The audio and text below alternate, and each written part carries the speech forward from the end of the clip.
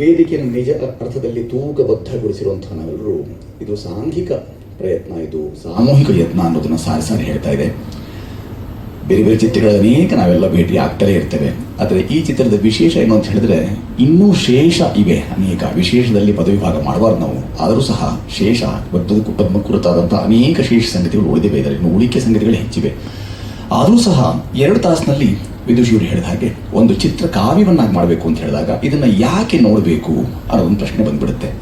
ಈ ಮೂಲಭೂತ ಪ್ರಶ್ನೆ, ಚಿತ್ರ ಮಾಡ್ತೇವೆ ಯಾಕೆ, ತೋರಿಸೋದಕ್ಕಾಗಿ, ಅದಕ್ಕೆ ಉತ್ತರ ಕಂಡುಕೊಳ್ತೇವೆ. ಆದರೆ ಮಾಡಿದ ನಂತರ ಇದನ್ನು ನೋಡೋದಕ್ಕೆ ಏನು ಮಾಡಬೇಕು, ಯಾಕೆ ನೋಡಬೇಕು ಅನ್ನೋ ಪ್ರಶ್ನೆಗೆ ಉತ್ತರ ಇಲ್ಲಿದೆ. ಭಾರತೀಯತೆಯನ್ನು ಒಪ್ಪಿಕೊಳ್ಳುವಂಥವರು ಅಥವಾ ಭಾರತ ಅಂದರೆ ಏನು, ಅದರ ಪಾರಂಪರಿಕ ಜ್ಞಾನವೇನು, ಅದರ ದರ್ಶನ ಬಯಸುವಂಥವರು ಈ ಚಿತ್ರವನ್ನು ನೋಡಬೇಕು. ಅಷ್ಟಲ್ಲದೆ ಈ ಚಿತ್ರದಲ್ಲಿರುವಂಥ ಅಡಕ ಬರುವ ತಲೆಮಾರುಗಳಿಗೆ ಪಥದರ್ಶಿ ಅನ್ನೋ ಕಾರಣಕ್ಕಾಗಿಯೂ ನೋಡಬೇಕು. ಈ ದೇಶ ಅಥವಾ ಇಲ್ಲಿನ ನೆಲ, ಈ ನೆಲ ಜಲ ಇವೆಲ್ಲವೂ ನಮಗೆ ಆಶ್ರಯ ಕೊಟ್ಟಿದೆ, ಆಶ್ರಯ ಕೊಟ್ಟಿದೆ. ಈ ಆಶ್ರಯಗಳ ಋಣ ತೀರಿಕೆಯ ಬಾಬತ್ತಾಗಿ ಆದರೂ ಈ ಚಿತ್ರವನ್ನು ನೋಡಬೇಕು ಅನ್ನೋದನ್ನ ಹಕ್ಕೊತ್ತಾಯದ ಮುಖಾಂತರ ನಾವು ಹೇಳುವಂಥದ್ದು. ಅಷ್ಟಲ್ಲದೆ ಕೆಲವರ ರಾಜಕೀಯ ಪಕ್ಷಗಳು ಇತ್ಯಾದಿಗಳಿಗೆ ಅವರ ಚುನಾವಣಾ ಚಿಹ್ನೆ ಇರ್ತದೆ, ಪಕ್ಷದ ಚಿಹ್ನೆ ಇತ್ಯಾದಿಗಳನ್ನು ಇಟ್ಕೊಂಡ್ಬಿಟ್ಟಿರ್ತವೆ. ಹಾಗೆಲ್ಲ ಇಟ್ಟುಕೊಂಡವರು ಸಹ ಯಾಕೆ ಹಿರಿಯರು ಇದನ್ನು ಬಳಸಿದ್ರು, ರಾಷ್ಟ್ರೀಯ ಪುಷ್ಪ ಯಾಕೆ ಇದಾಯಿತು, ಯಾಕೆ ಇದರ ಹಿನ್ನೆಲೆ, ಇದು ಮುನ್ನೆಲೆ ಬರಬೇಕು ಅಂತಂದ್ರೆ ಇದರ ಹಿನ್ನೆಲೆ ತುಂಬ ಗಟ್ಟಿಯಾದ್ದು, ಸತ್ವಯುತವಾದ್ದಾಗಿದೆ. ಸ್ವತ್ವ ಅರಿಯೋದಕ್ಕೆ ಮತ್ತೆ ಸತ್ವ ಇವೆಲ್ಲದಕ್ಕೂ ಈ ಪದ್ಮಗಂಧಿ ತುಂಬ ಸಹಕಾರಿ. ಪದ್ಮದ ಪರಿಮಳವನ್ನು ಬಿಡ್ತಿರುವಂತಹ ಈ ಚಿತ್ರ ನೋಡಿ ಅಂತ ಸುಮ್ಮನೆ ಹೇಳ್ತಾ ಇಲ್ಲ. ಇದರ ಮೂಲ ಉದ್ದೇಶ ಏನು ಅಂತ ಹೇಳಿದ್ರೆ, ಬರುವ ಅನೇಕ ತಲೆಮಾರುಗಳಿಗೆ ನಮ್ಮ ನಿಜವಾದ ಭಾರತದ ನಿಜ ವಿಸ್ತಾರವೇನು, ವೈಶಾಲ್ಯವೇನು, ಅಸ್ಮಿತೆ ಏನು, ಗೌರವವೇನು, ಇವೆಲ್ಲವನ್ನ ಈ ಚಿತ್ರದಲ್ಲಿ ಮುಖಾಂತರ ಹೇಳೋ ಪ್ರಯತ್ನ ನಡೆದಿದೆ. ಇದು ಚಿತ್ರ ಆದಮೇಲೆ ಅನೇಕರು ನಮಗೆ ಚಿತ್ರ ಆಗೋ ಸಂದರ್ಭದಲ್ಲಿಯೂ ಆದ ನಂತರವೂ ಅನೇಕರು ಬೇಕಾಗ್ತಾರೆ. ಹಾಗಾಗಿ ಸಾಂಘಿಕ ಯತ್ನವಾಗಿ ಇಷ್ಟು ಜನರು ತಮ್ಮ ಮುಂದೆ ಕೂತ್ಕೊಂಡಿದ್ದೇವೆ. ಮಾನ್ಯ ಹರೀಶರು ವಾಗ್ದೇವಿ ಅಂತ ಶಿಕ್ಷಣ ಸಂಸ್ಥೆಯನ್ನು ಮಾಡಿಕೊಂಡು ಅವ್ರು ಹೇಳಿದ ಮೊದಲ ಮಾತು, ನಮ್ಮ ಇರುವ ಸಾವಿರಾರು ಮಂದಿ ಹುಡುಗರೇನಿದ್ದಾರೆ ಅವರೆಲ್ಲರನ್ನೂ ಕರೆತಂದು ಈ ಚಿತ್ರವನ್ನು ತೋರಿಸುವ ಕೆಲಸವನ್ನು ಮಾಡ್ತೀವಿ ಅಂತ. ಹಾಗಾಗಿ ನಾವು ಉಡುಪಿಯಿಂದ ಮೊದಲುಗೊಂಡಂಥ ಈಗ ಪದ್ಮಗಂಧಿ ಪ್ರಯಾಣ ಇದೆ. ಈಗ ಅವರು ಬಹುಭಾಷಾ ತಾರೆಯನ್ನಾಗಿ ಸ್ಥಾಪಿಸ್ತಾ ಇದೆ. ಅವ್ರ ಮಾತು. ಎಲ್ಲರಿಗೂ ನಮಸ್ಕಾರ. ಒಬ್ಬ ನಟಿಯ ದೃಷ್ಟಿಕೋನದಲ್ಲಿ ಹೇಳೋದಾದ್ರೆ, ನನಗೆ ಒಬ್ಬ ಹೀರೋಯಿನ್ ಆಗಬೇಕು ಅನ್ನುವ ಕನಸಿಗಿಂತ ಮುಂಚೆ ಬರೋದು ಒಬ್ಬ ಒಳ್ಳೆ ನಟಿ ಆಗಬೇಕು ಅಂತ. ಸೊ ಅದಕ್ಕೆ ಪೂರಕವಾಗಿ ಸಿಕ್ಕಂತ ಅವಕಾಶ ನನಗೆ Padmagandhi. Very organically we shot this cinema.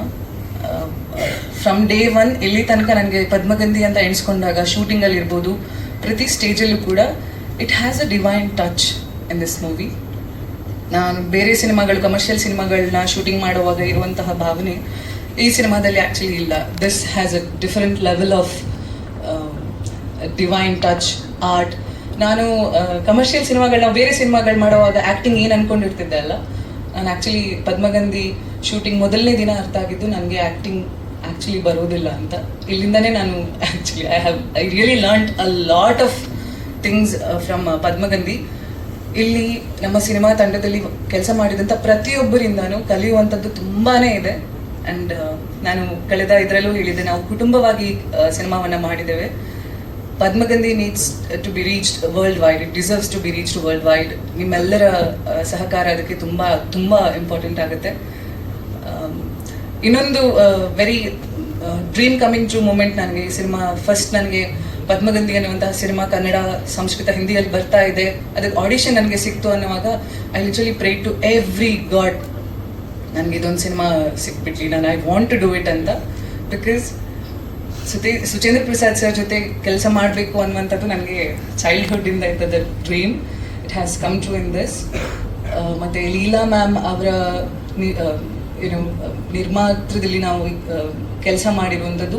I learned one thing. ಎಷ್ಟೊಂದು ಶ್ಲೋಕಗಳನ್ನ ಹೇಳ್ತೇವೆ, ಸೂಕ್ತಗಳನ್ನ ಹೇಳ್ತೇವೆ, ಮಂತ್ರಗಳನ್ನ ಹೇಳ್ತೇವೆ, ಹಾಡುಗಳನ್ನ ಹೇಳ್ತೇವೆ.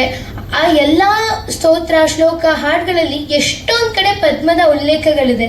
ಅದನ್ನ ಯಾವತ್ತೂ ನಾವು ಗಮನಿಸೇ ಇರಲಿಲ್ಲ. ಅದೇ ಚಿತ್ರೀಕರಣ ಮಾಡ್ಬೇಕಾದ್ರೆ ಅದೆಲ್ಲ ಅನಿಸ್ತು, ಓ ಇಲ್ಲೂ ಇದೆ ಅಲ್ವಾ ಅಂತ. ನಾವಿದ್ನ ಯಾವತ್ತೂ ಗಮನಿಸದೇ ಇರಲಿಲ್ಲ, ಇವತ್ತು ಗೊತ್ತಾಗ್ತದೆ ಅಲ್ವಾ ಅಂತ.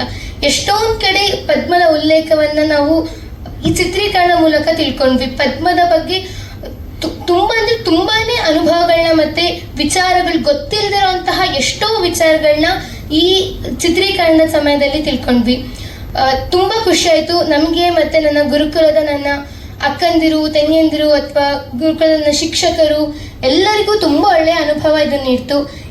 ಇದರಲ್ಲಿ ಭಾಗವಹಿಸಲಿಕ್ಕೆ ಅವಕಾಶ ಕೊಟ್ಟಂತಹ ಎಲ್ಲರಿಗೂ ನನ್ನ ತುಂಬ ಹೃದಯದ ಧನ್ಯವಾದಗಳು. ಶುಭಂ ಕರೋತಿ.